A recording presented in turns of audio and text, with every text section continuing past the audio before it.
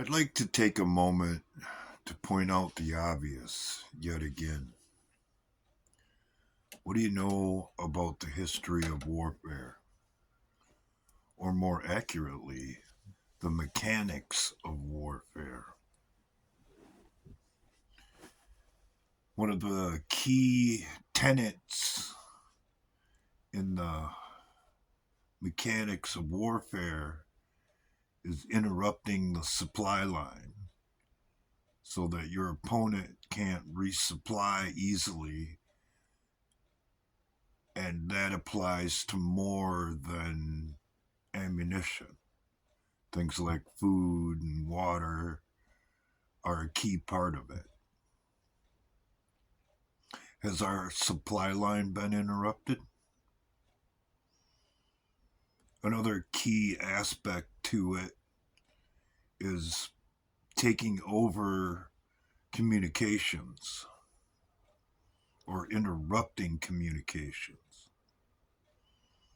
so that your opponent can't communicate back and forth with each other effectively, giving your odds of victory a boost. Have our communications been interrupted? Are there things that you're not allowed to say, or you won't be saying anything?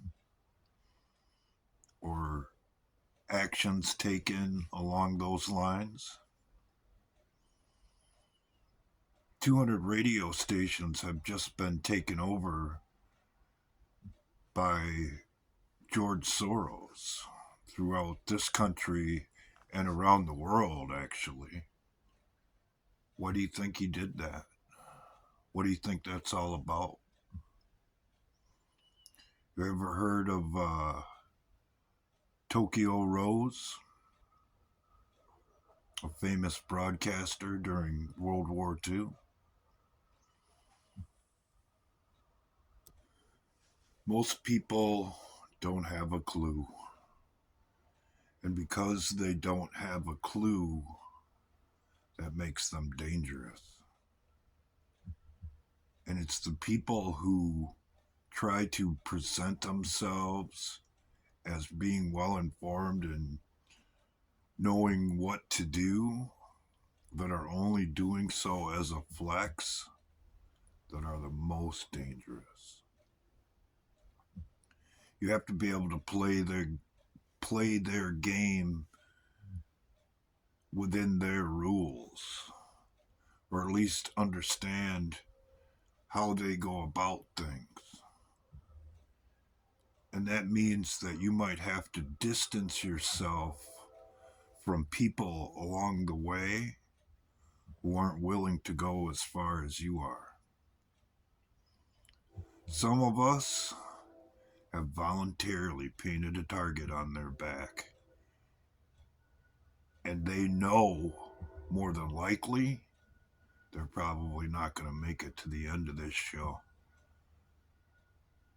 But their sacrifice won't be in vain because it'll wake a lot of people up when it does come, when it does happen. If only those people are willing to take heed and stand up and do what needs to be done. I'm not trying to scare you. I'm not trying to fearmonger. The reality of it is, if you have your eyes open, you should already be scared.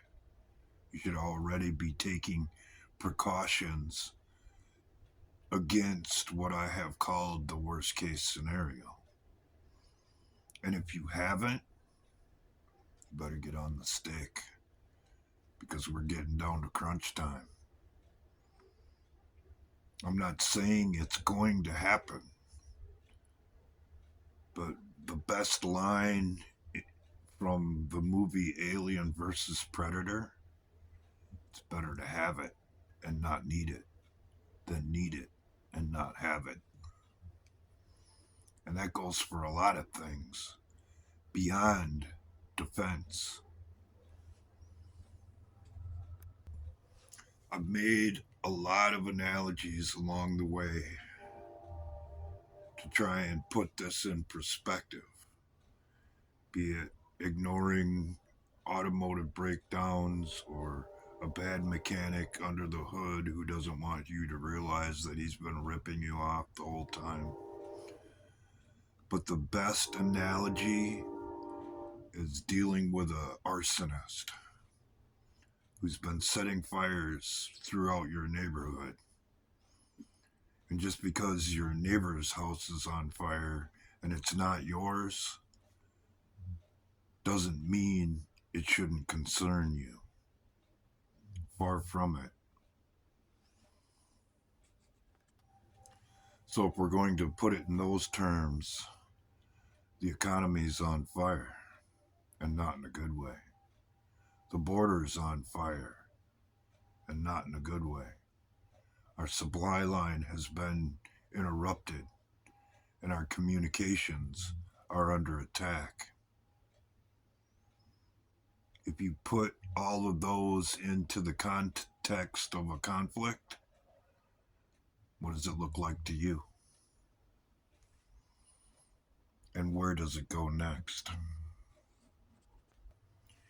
If treason has been committed and the penalty for treason is death, what do you think they're fighting for?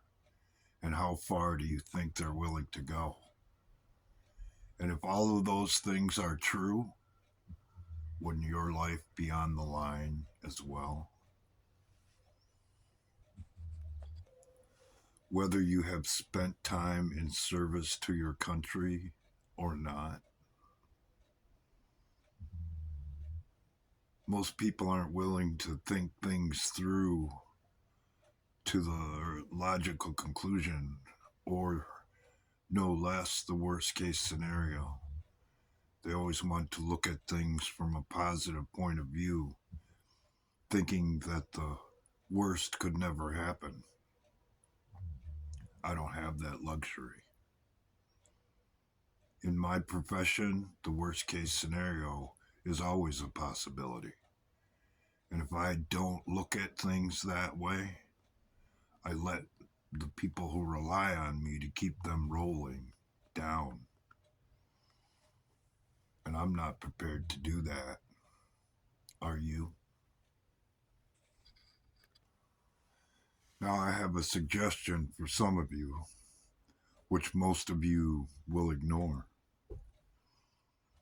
Think about the people in your circle and who's willing to go that far and who isn't.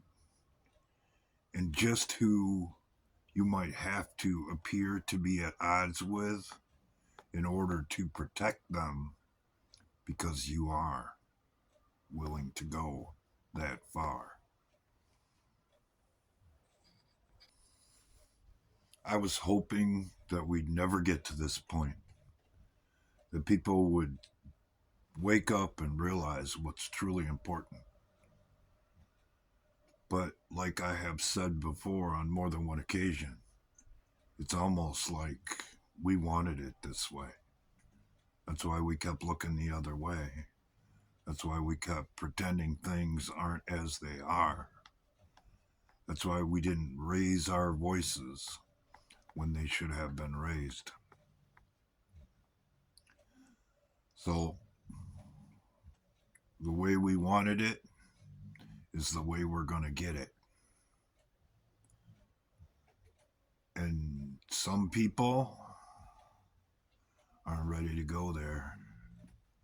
That's why I've talked about the things I've talked about throughout the years, because I don't want to watch you die. I don't want to see you bleed. I don't want to have to stand over your broken body and tell a bunch of scared, hungry people about your mistakes and use you as a lesson so that others might learn. It's the last thing I want to do. But if I have to do it and I'm put in that position, I certainly will.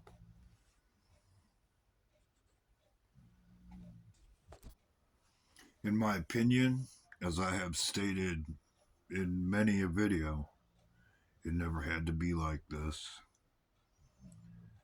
But as I have also stated, it's almost like this is the way we wanted it. So what are you going to do? What side are you going to fall on? Because there ain't no fence straddling in this one. You either believe in free liberty and free will, or you don't. And there ain't no in between.